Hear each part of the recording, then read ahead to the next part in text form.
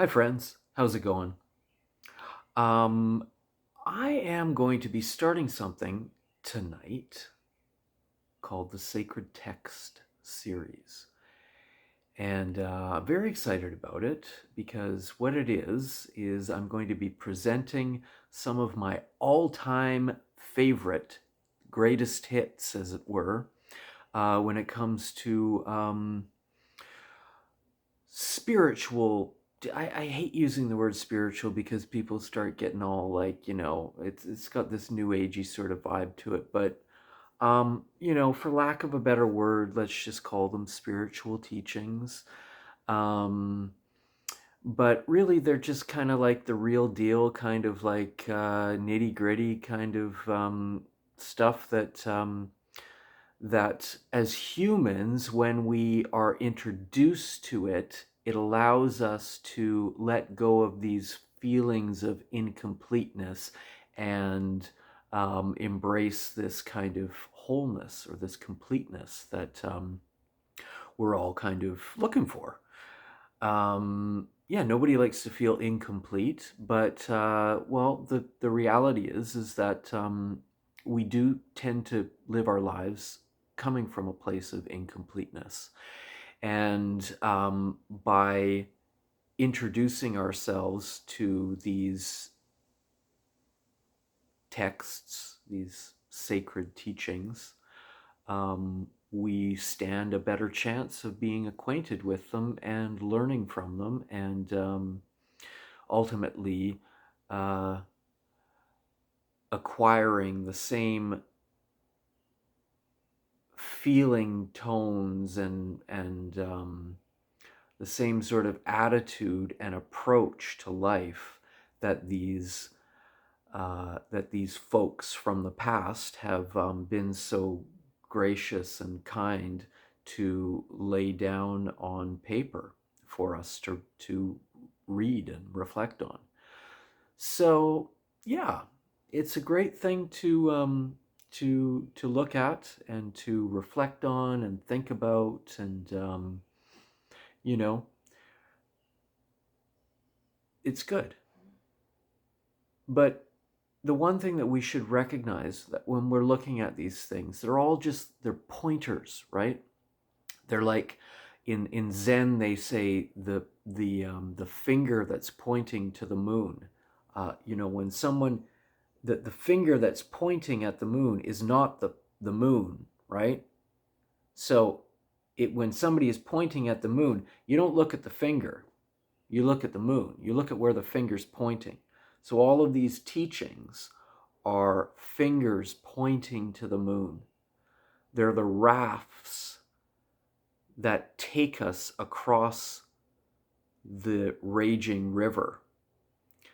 Once we get to the other side of the river, we don't carry the raft around on our back. We don't need to, right? So all of these teachings are just rafts to carry us across the river of life and death, just fingers pointing at the moon.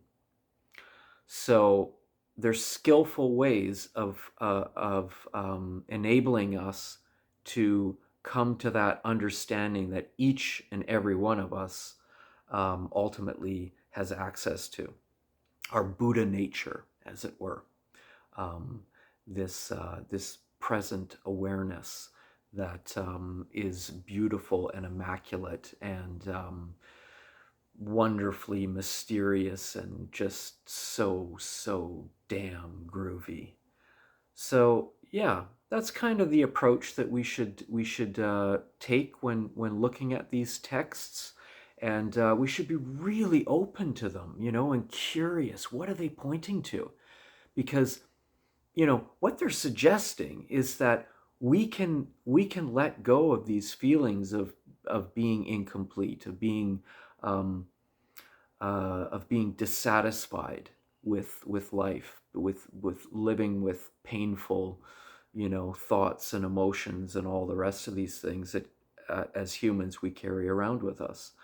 So there you have it. That's my little preamble to Sacred Texts series that I'm so excited to share with you. So the very first one that I'm going to share is called The Song of the Grass Roof Hermitage. And this is by an old dog, an old Zen master from around 700 AD, who lived in China. And his name is Shitou. I believe that's how you pronounce it in Chinese. But without further ado, he's he was a cat that lived on a mountaintop, just chilling out, right? He had found peace, and he set this little song down in words for us, hundreds and hundreds of years later, thousands of years. Well, let's see. Can I do the math quickly? 1,500 years later, here we are, able to read it. Song of the Grass Roof Hermitage. So sit back, relax, let these words resonate with you.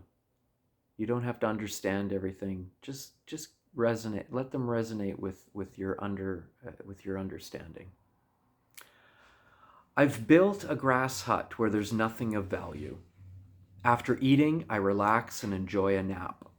When it was completed, fresh weeds appeared.